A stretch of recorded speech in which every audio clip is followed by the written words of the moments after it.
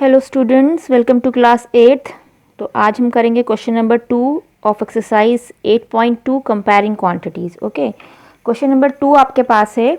On Sunday 845 people went to zoo and on Monday 169 people went.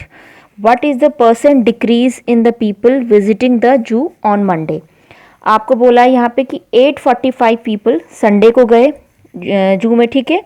On Monday 169 people, Monday को हमारे पास इतने people गए। What is the percent decrease in the people visiting the zoo on the Monday, यानी कि Sunday भी कुछ लोग गए और मंडे भी कुछ लोग गए।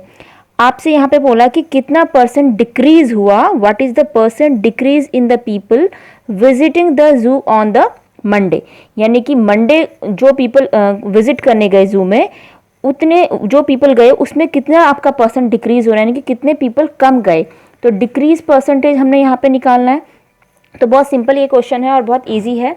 तो इसमें हम क्या करेंगे, सबसे पहले स्टेटमेंट लिखेंगे number of visitors on Sunday. Okay, Sunday को जितने विजिटर आपके पास कितने विजिट करने गए जू में, आपको दिख रहा है यहाँ पे 845 है, यानी कि संडे को जाने वाले आपके पास 845 पीपल है। ओके, सेम नेक्स्ट डे जब हमने देखा कि total number of people Monday को कितने गए, तो हम स्टेटमेंट हमारा सेम रहेगा number of visitors on Monday. बस आपने यहाँ पे मंडे कर देना है। मंडे को कितने पीपल गए हैं, 169। अब आपको बात करिए कि आपको खुद यहाँ पे दिख रहा है कि संडे ज़्यादा गए हैं और मंडे कम गए हैं, तो कितने डिक्रीज हो गए, यानी कि संडे के कंपैरिजन अगर देखा जाए तो मंडे को कितने पीपल विजिट करने गए जू में, तो आप निकालेंगे डिक्रीज, यानी कि कितने पीपल घट गए, यानी कि कम हो गए। ठीक है, डिक्रीज मतलब यही होता है। तो आप लिखेंगे decrease in the number of visitors. Okay, यानी कि नंबर ऑफ विजिटर जो डिक्रीज हो गए। आप अपने मन से भी स्टेटमेंट बना सकते, जरूरी नहीं सेम मेरी तरह आपको बनाना है। 845 में से हम 169 को माइनस करेंगे। तो देखो, हम 845 में से 169 माइनस करेंगे तो कितना आ जाएगा, ये हो जाएगा 15, ये आपके पास 3 हो जाएगा, देन ये 13 हो जाएगा, देन ये फिर 7 हो जाएगा। 15 में से 9 माइनस हुआ, आपके पास 6 आएगा, देन 13 माइनस 6 इज 7, और यहाँ पे आपके पास आ जाएगा 6, 7 में 1 माइनस हुआ 6, तो हमारे पास आ गया 676। ठीक है, तो यानी कि संडे के कंपैरिजन मंडे जो पीपल गए वो कितने कम गए, 676, यानी कि इतने पीपल घट गए आपके पास मंडे।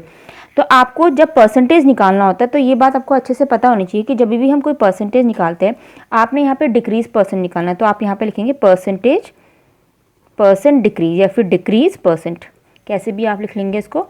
तो आप लिखेंगे जो जितने पीपल आपके कम हुए, यानी कि मंडे के कंपैरिजन, आप संडे को आपके पास 845 गए थे और मंडे को 169 गए थे, दोनों को माइनस करा तो 676 आए, यानी कि इतने पीपल आपके कम हो गए ना मंडे वाले दिन।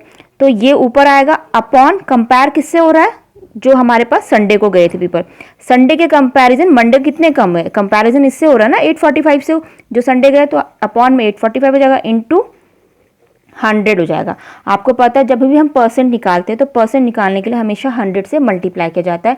किसी भी नंबर का परसेंटेज निकालते हैं या किसी भी फ्रैक्शन, ये फ्रैक्शन फॉर्म है, किसी भी फ्रैक्शन का अगर हम परसेंटेज निकालते हैं तो उसको 100 से मल्टीप्लाई करते हैं। ओके, अब देखो ये चीज़ अगर आपको समझ में नहीं आई तो मैं एग्जांपल बताती हूँ। जैसे सपोज आपके पास 20 मार्क्स का आपका कोई पीए एग्जाम हुआ है, पीए टेस्ट हुआ है, तो 20 में से सपोज आपके 18 मार्क्स आए, तो कंपैरिजन किससे हुआ, आपके पास आउट ऑफ 20 आपके 18 आए हैं। सिमिलरली संडे 845 गए हैं और मंडे को इतने पीपल कम हो गए, तो कंपैरिजन संडे से हो रहा है, तो संडे का टोटल विजिटर कितने हैं, 845 नीचे आएगा, 676 जो डिक्रीज हो गए वो ऊपर आ गया, इनटू 100 कर देंगे, देन हमारा आंसर हो जाएगा। इसको बस सॉल्व कर देना है, परसेंटेज निकालना है तो हमने 100 से मल्टीप्लाई करा। अब इसको अगर हम सॉल्व करेंगे तो ये कितना हो जाएगा, आपको सॉल्व करिए, इसको 5 से कैंसिल करते हैं, 5 1 जा 5, 6 7 8, 6 7 5 6 जा 30, ठीक है, 30, 5 9 जा 45, ये हो जाएगा आपके पास 5 2 जा 10, 0, यहाँ पर हमारा 20 आ गया। देन इसको देखते हैं 169 को हम देखते हैं डिवाइड करके 676 से। ओके, तो हम इसको करते हैं 169 कितने टाइम से जाता है, 4 टाइम करके देखते हैं। 4 9 जा 36, 3 कैरी आया, 4 6 जा 24 और 3 27, 2 कैरी, 4 1 जा 4 और 2 6, यानी कि 4 टाइम ये 676 यहाँ पर डिवाइड हो गया पूरा टाइम। तो 169 ने 676 को डिवाइड करा तो ये 4 टाइम आपके पास कैंसिल आउट हो गया। तो आपके पास ये मेरा रफ पोर्शन है 24 जो आपके पास 80% ये आंसर निकल के आ गया। तो यानी कि आप खुद देखिए संडे को जो विजिटर थे, जो मंडे को विजिटर, मंडे को पूरा 80% लोग कम हो गए, इतने पीपल वहाँ कम आए, तो 80% ये आपके पास डिक्रीज परसेंट आ गया। ओके, अब मूव करेंगे क्वेश्चन नंबर 3 की तरफ। स्टूडेंट थर्ड क्वेश्चन हमारे पास है, a shopkeeper buys 80 articles for ₹2400 okay and sells them for a profit of 16%। Find the selling price of one article. हमें सेलिंग प्राइस फाइंड करना है एक आर्टिकल का। ओके, आपको यहाँ पे बोला है 80 आर्टिकल आपके पास एक शॉपकीपर ने खरीदे इतने रुपीज़ में, 2400 रुपीज़ में। उसके बाद वो इतने आर्टिकल खरीद के लेके आया, ठीक है। देन वो आगे उसको सेल कर रहा है, sell them for a profit of 16%, यानी कि 16% एक्स्ट्रा उसने मतलब कहीं पे सेल कर दिया, उसको प्रॉफिट हुआ। यहाँ पे साफ साफ लिखा हुआ है, यहाँ पे प्रॉफिट है। Find the selling price of one article. 80 article तो उसने 2400 रुपीज़ में खरीदे, तो आपको यहाँ पे सेलिंग प्राइस निकालना है एक आर्टिकल, यानी कि उसने एक आर्टिकल कितने का सेलिंग प्राइस कितना रहा होगा, आपने ये फाइंड आउट करना है, ठीक है। तो सबसे पहले हम इसमें देखो 80 आर्टिकल की बात करिए तो हम 80 आर्टिकल का ही सेलिंग प्राइस निकालेंगे। 80 आर्टिकल का सेलिंग प्राइस निकल के आ जाएगा।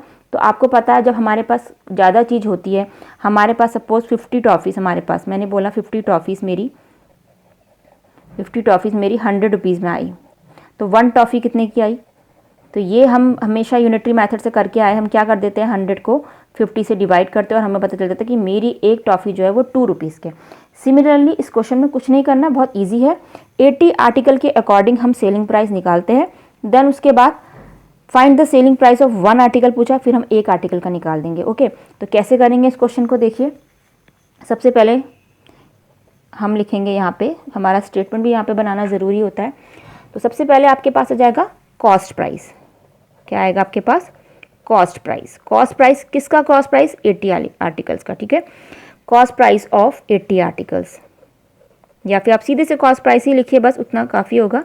आर्टिकल्स 80 आर्टिकल का कॉस्ट प्राइस है। इसको मैंने कॉस्ट प्राइस क्यों बोला? इसको मैंने कॉस्ट प्राइस मतलब होता है सीपी। क्यों बोल रही हूँ कॉस्ट प्राइस? यानी कि इतने का वो खरीद रहा है, तो फिलहाल ये अभी कॉस्ट प्राइस है।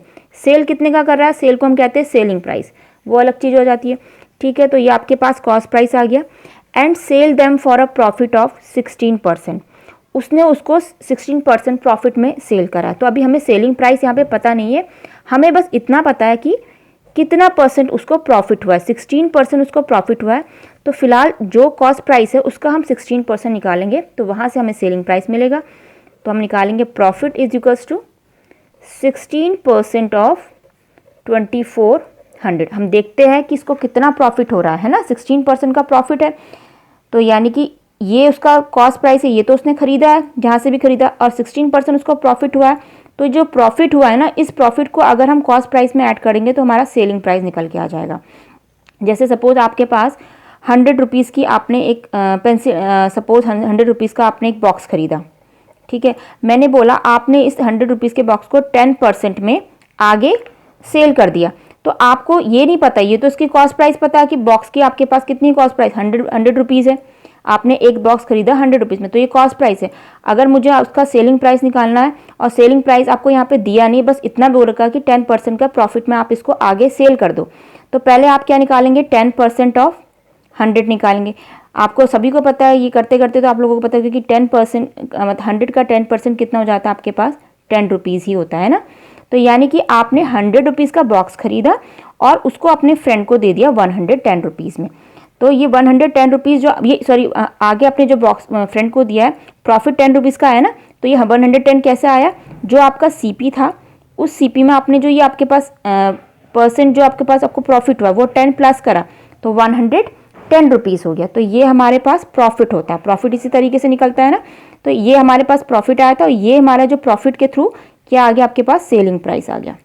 ओके, तो ये मेरा सेलिंग प्राइस हो गया 110। उसी तरीके से 80 आर्टिकल की कॉस्ट 2400 थी, उसका 16% निकालेंगे और इसमें ऐड करेंगे तो हमें सेलिंग प्राइस निकल जाएगा। तो 16/100 इंटू 2400, जीरो से 20 से ये 20 कैंसिल हो गया। 16 को अगर हम 24 से मल्टीप्लाई करेंगे, आप करके देखिएगा, 384 हमारे पास रुपीज़ आ जाएगा। तो यानी कि 80 आर्टिकल में उसे इतना प्रॉफिट हो रहा है, तो इट मीन्स वो इतने रुपीज़ एक्स्ट्रा में सेल कर रहा है आगे। तो सेलिंग प्राइस कैसे निकलेगा, आप लिखेंगे selling price is equal to ₹2400 plus ₹384, तो इक्वल टू हमारे पास आ गया 2784 रुपीज़।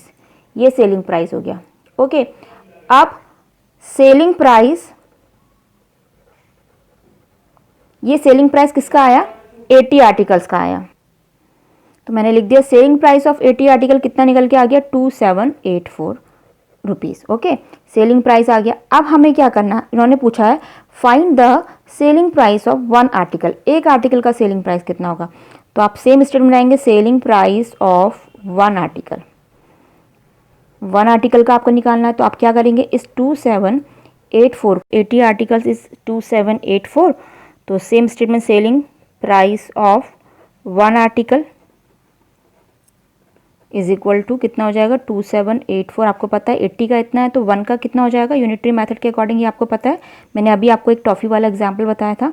आप 80 से इसको डिवाइड करेंगे, देन ये 4 से कैंसिल करते हैं इसको, 4 2 ज़ा 8 0, ठीक है, 4 6 ज़ा 24 होगा, एंड इसको करके देख लेते हैं 4 से, ठीक है, 4 6 ज़ा 24, देन ये आ जाएगा 3, फिर 4 9 ज़ा 36, ओके, ये 4 9 ज़ा 4 से 24, 4 9 ज़ा 36, देन आपके पास ये 2 हुआ, आप फिर यहाँ से ले लेंगे 4, फिर 4 6 ज़ा 24, तो क्या हो जाएगा आपके पास 6 9 6, देन 2 से कर लेते हैं इसको, 2 1 ज़ा 2 0, 2 3 ज़ा 6, 2 4 ज़ा 8, 2 8 ज़ा 16, यानी कि 348। आप इसको 10 से डिवाइड करेंगे तो 34.8 आ जाएगा, ठीक है।